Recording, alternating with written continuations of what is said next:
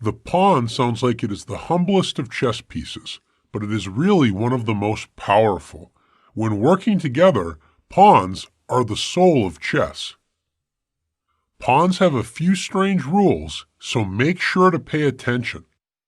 Pawns can only move straight forward, and they can only move one square at a time.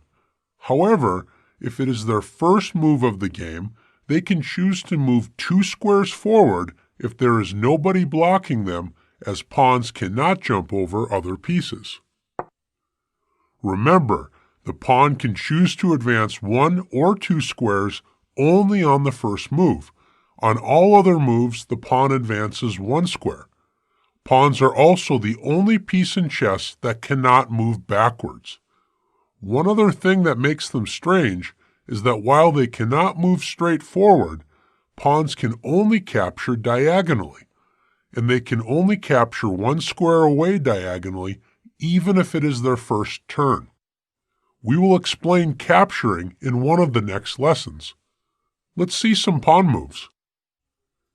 In this position, since this pawn has yet to move in the game, white decides to move it 2 squares forward.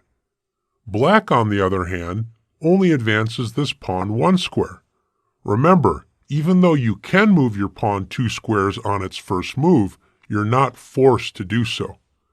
White now advances the pawn forward, and now both pawns are blocked and cannot move. In this position, how many white pawns can move? If you said 1, you're correct. Notice that this pawn is blocked by the black pawn directly in front of it. Remember, pawns cannot move backwards. White now has the option to move this pawn up 1 square.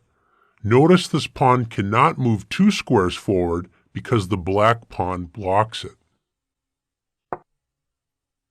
Now it's your turn to practice using the pawns.